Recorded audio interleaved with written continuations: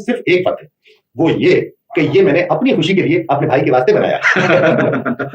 अकबर साहब, ऐसे दोस्त बहुत कम होते हैं। वाकई। अच्छा भाई, हम चलिए, खुदा हाफिज़। अच्छा, खुदा हाफिज़। बहुत बहुत मुबारक। शुक्रिया। बहुत शुक्रिया भाभी, फिर आइएगा जरूर। अब तो घर देख लिया, तो बार बार आएंगे। खुदा हाफिज़। शुक्रिया बहुत।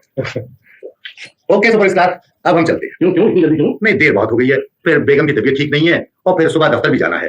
तुम्हारी तरह वीआईपी तो हूं नहीं। अरे कहाँ यार, हम तो दिन रात खच्चरों की तरह काम करते हैं। कल आऊंगा, जरा बेटे ने बुलाया है, तस्वीर बना रही है हमारी।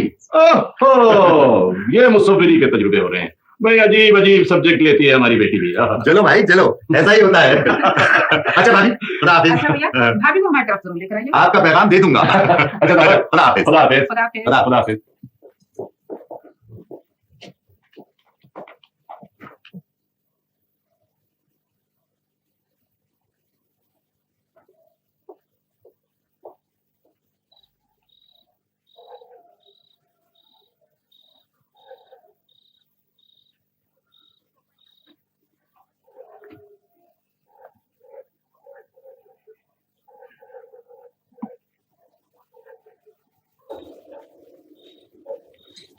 अरे आप यहाँ क्यों बैठे हैं?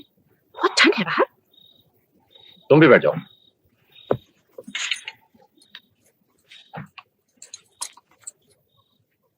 क्या सोचने लगे? जो ख्वाब बंद आंखों से देखा करता था, इस वक्त जागती आंखों से उसे देख रहा था, इसलिए ठंड नहीं लग रही थी। ओह, बाय द वे, खुशी में सर्दी नहीं लगती क्या? नहीं, खुशी में सिर्फ खुशी लगती है। शुक्र है सारे काम ठीक ठाक हो गए। बहुत अच्छी पार्टी रही, सब लोग भी आ गए थे ना। तुम खुश हो? बहुत खुश हूँ। अच्छा ये तो बताओ, अब तो कोई पछतावा बाकी नहीं रहा। आपकी इत्तला के लिए अर्ज है कि मैं जिंदगी में कभी नहीं पछताई अपने फैसलों पर। दुखी तो हुई थी। थोड़े बहुत दुख तो हर एक के हिस्से में आते ही है ना। मेरी खातिर तुमने थोड़े बहुत नहीं, बहुत सारे दुख समेटे। आपके साथ मुझे कितनी खुशियां मिली, उनका भी तो जिक्र कीजिए। इतनी खुशियां किसको मिलती हैं? अम्मी, अम्मी, अम्मी जल्दी आइए, जुबी खाला का फोन है। बहुत खराब है आप, आए क्यों नहीं? इट्स अ ब्यूटीफुल हाउस, बहुत बड़ा है। आप देखेंगे तो मर मिटेंगे, बल्कि इतना बड़ा कि डर लगता है कहीं खो ना जाए। नहीं नहीं नहीं, ये बात नहीं है। असल में आज पहला दिन है ना, इसलिए अपना अपना नहीं लग रहा। पार्टी तो बहुत अच्छी थी, बहुत सारे लोग आए हुए थे, फिल्म के भी काफी लोग थे। मेहरबानी, मुझे कोई शौक नहीं लोगों से मिलने का। जी जी, नहीं नहीं, आई डोंट केयर। कपड़े नहीं, कपड़े बस खास नहीं बनाए, बट ठीक ही हैं। फॉर गॉड सेक जुबी खाला, कभी मेरी भी तारीफ कर लिया करें।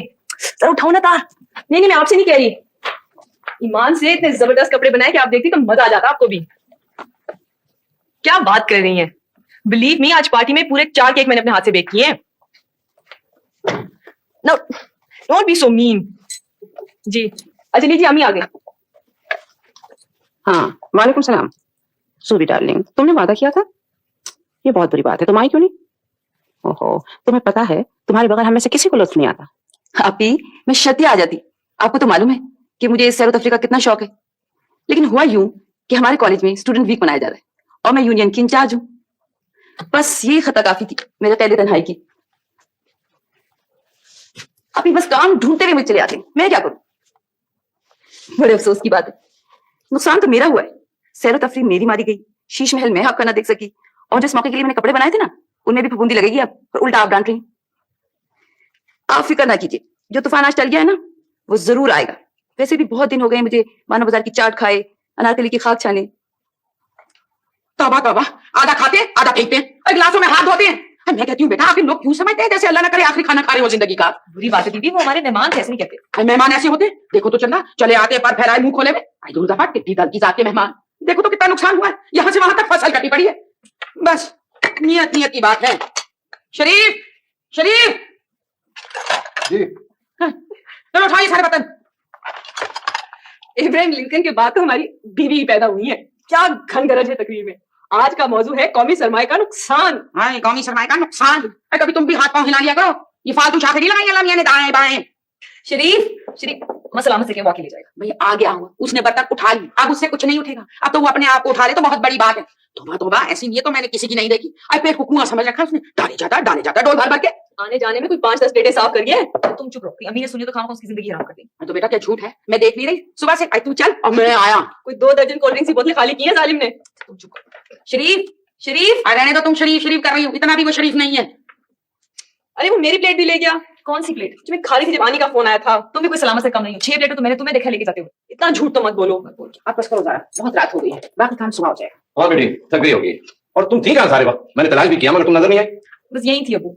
किसी कुर्सी के पीछे देखा होता ना आपने, तब नजर आती है। कोई नहीं। एक तो तुम्हारे शर्माने घबराने से मैं बहुत तंग हो जा रहा। कहाँ मैं घबराती हूँ, सामने ही तो थी। कोई सामने वामने नहीं थी। सामने तो तुम आ ही नहीं सकती। 4 लोग आ जाते हैं तो उसका चेहरा लाल हो जाता है। 8 लोग आ जाए तो हवाइयां उड़ने लगती हैं। और अगर उससे भी ज्यादा हो तो बस बेहोश हो जाओ तुम।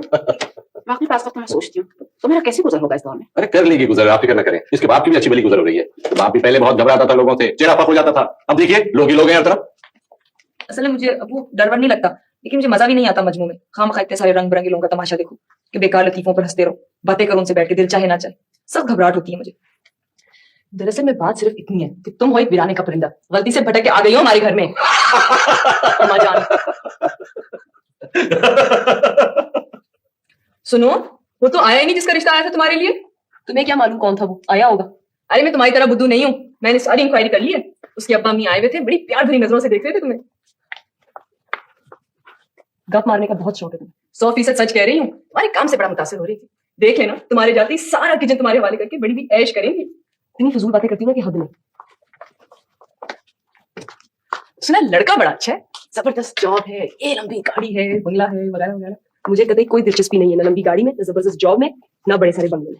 वैसे ही मैंने अभी शादी नहीं करनी, तो मम्मी से कह दे। टेलीफोन ऑपरेटर लगी हुई तुम्हारी, जो कुछ कहना सुनना है खुद ही कहना। सुना लड़की की शक्ल बिल्कुल जूलियस सीजर से मिलती है। मेरी तरफ से लड़की की शक्ल चंगेज खान से मिलती है। मुझे उससे क्या कमाल है, अभी तक तो मैंने इम्तिहान दिया नहीं और घर में शादी की वबा फैल गई।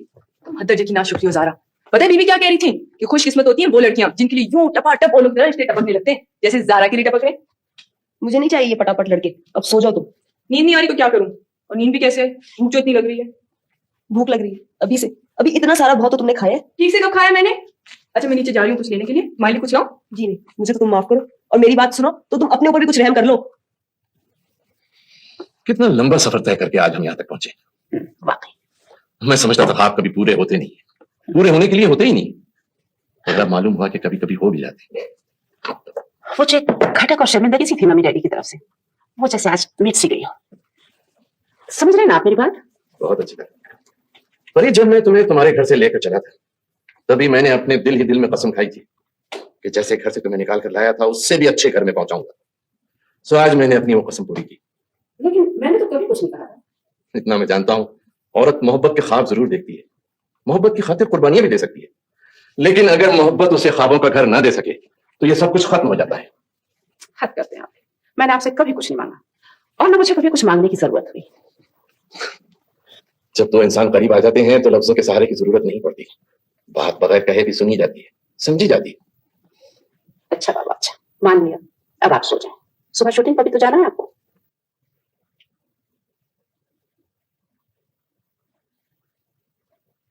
बस करो सनिया, तोप का गोला हो जाऊंगी। ईमान से इतने मजे के कबाब है कि मैं कुछ भी हो जाऊं, मुझे परवाह नहीं। लो तुम भी खाओ। शुक्रिया, मुझे कोई शौक नहीं आधी रात को खाने का। तभी तो इन लोगों ने तुम्हें पसंद किया है। ना खाने पीने का खर्चा, ना घूमने फिरने का, ना कपड़े जेवर का। ईमान से बड़े चालाक लोग हैं ये, बहुत फजूल बातें करती हूँ। मैं भी पढ़ूंगी, पढ़ चुकी। पता है वो बड़ी भी तुम्हें ऐसे देखती थी जैसे बिल्ली कबूतर को देखती है, बिल्कुल झपट पड़ने का अंदाज था। देखो ज्यादा डराने की जरूरत नहीं है, तुम प्लीज कल अम्मी से बात करना और उनसे कहना कि खत्म करिए किस्सा। वाह वाह, कितने किस्से खत्म करूंगी मैं। पहले उस भोंगे से लड़के को भगाया जो कॉलेज में पीछे आए भरता था, फिर उस तुर्रम खां को भगाया जिन्होंने पता नहीं तुम्हें कहाँ देख लिया। अब मेरा ही काम रहेगा कि तुम्हारे ऊपर से मक्खियां हिलाती रहूं। सॉरी, देखो प्लीज सिर्फ ये वाली मक्खी तुम हिला दो, बाकी की मैं खुद हिला दूंगी। ईमान से ज़ारा अहमद, तुम तो पूरी जलेबी हो गई हो। वहां कहाँ चली? नींद नहीं आ रही मुझे बस। नींद को क्या तकलीफ हो गई?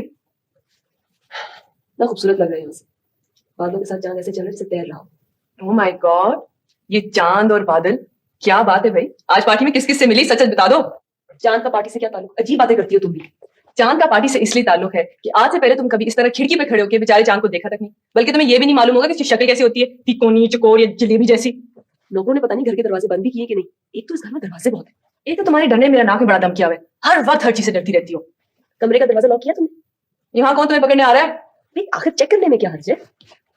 अब खिड़कियां भी बंद करो, क्या पता कोई टार्जन की तरह कूदता हुआ रत्नों की शाखों से लटकता हुआ अंदर आ जाए। कहाँ जा रही हो? फ्रिज में रसमलाई भी पड़ी है, एक ले आती हूँ। अल्लाह की पनाह है सनिया, तबीयत खराब हो जाएगी तुम्हारी। कभी खाने से किसी की तबीयत खराब हुई है?